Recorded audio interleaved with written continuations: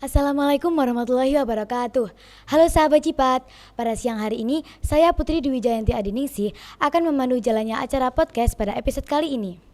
Nah, pada episode kali ini kita akan membahas tentang interaksi sosial di era pandemi. Di samping saya sudah ada narasumber terpercaya, yakni Bapak Abdul Wahab, Guru IPS SMP Muhammadiyah 14 Paciran. Assalamualaikum Pak Wahab. Waalaikumsalam warahmatullahi wabarakatuh.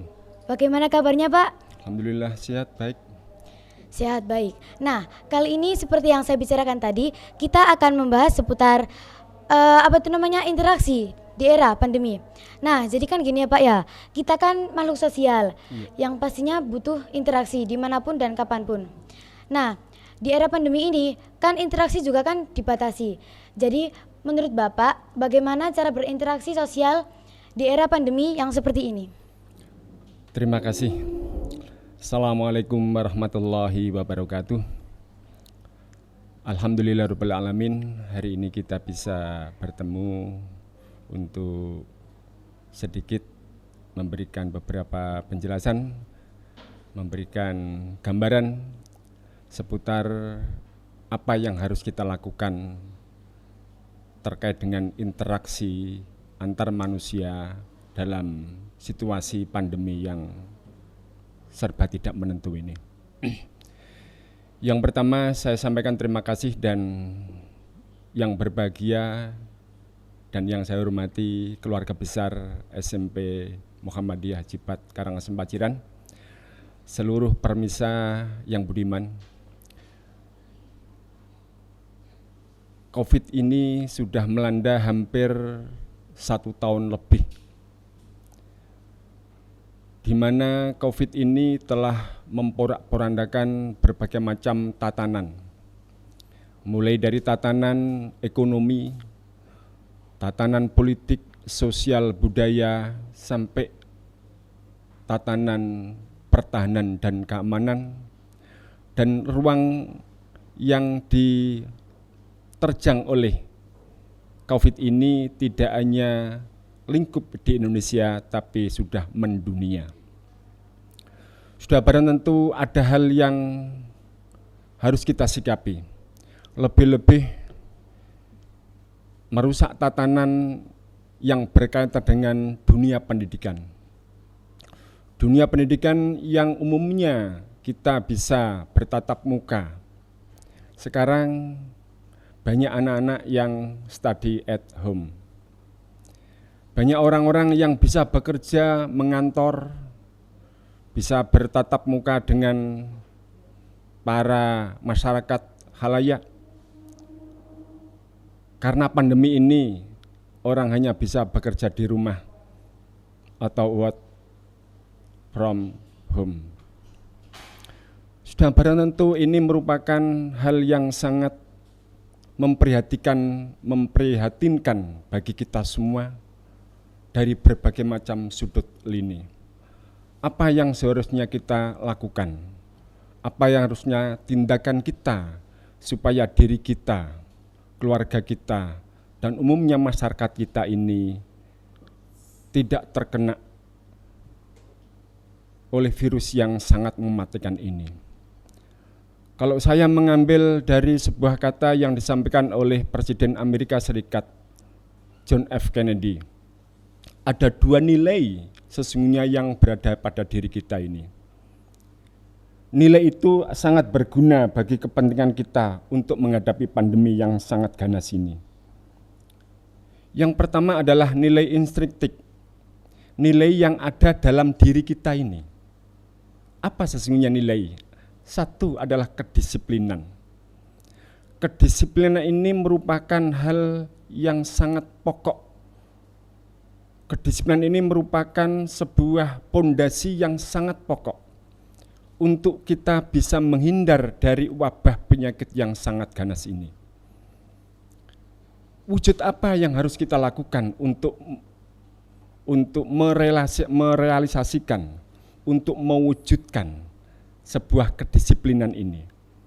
Yang pertama, kita tetap menuruti protokol kesehatan, yaitu kita harus menjaga jarak, social distancing. Yang kedua, adalah kita tetap rajin untuk mencuci tangan. Yang ketiga, kita tetap rajin memakai masker. Apabila 3 hal ini tetap kita lakukan, dan kita lakukan di setiap tempat, tidak memandang itu di dalam rumah ataupun di luar rumah, saya yakin bahwa ketika kita berlaku disiplin, berbuat disiplin, maka insya Allah pandemi yang sangat ganas ini, ketika kita berinteraksi dengan masyarakat, dengan lingkungan kita, insya Allah kita tidak akan tertular. Ini nilai pada diri kita yang pertama. Nilai yang ada pada diri kita yang kedua adalah ekstrinsik, yaitu nilai dari luar, nilai-nilai kepribadian dari luar. Apa wujudnya? Banyak informasi yang sering kita tangkap, berbagai informasi dari media massa, baik cetak ataupun koran. Sesungguhnya ketika kita menerima informasi ini, jangan gegabah untuk meyakini itu adalah sebuah kebenaran. Bisa jadi informasi yang kita terima ini hoax. Bisa jadi informasi yang kita terima ini untuk mengacaukan suasana supaya kita ini cepat melakukan tindakan yang mungkin itu merugikan orang lain atau lingkungan kita. Sehingga nilai yang ada diri kita ini, yang ada dalam diri kita ini harus betul-betul bisa menyaring, bisa memfilter ketika ada sesuatu yang mungkin masih dipertanyakan beritanya ini harus kita filter, kita saring sejernih mungkin, sehingga pada akhirnya ketika informasi itu memang betul-betul bisa dipertanggungjawabkan, insya Allah kita tidak akan terserang, tidak akan terkena oleh penyakit yang disebut dengan corona. Pemirsa yang budiman, mengutip Albert Einstein, tidak ada sesuatu yang kekal tanpa ada perubahan. Artinya penentu perubahan bukan ditentukan oleh orang lain. Penentu perubahan hanya ditentukan oleh diri kita sendiri. Kalau kita mampu untuk menentukan dengan segala pijakan yang konkret dan jelas, saya yakin dan insya Allah, maka perubahan lingkungan kita, perubahan diri kita, perubahan keluarga kita, insya Allah akan berubah total. Dan corona yang sudah hampir 1 tahun ini, insya Allah kita yakini bisa hilang dari bumi Nusantara kita ini. Seperti Allah Subhanahu wa ta'ala berfirman, innallaha la yughayyiru ma biqaumin hatta yughayyiru ma bi anfusihim.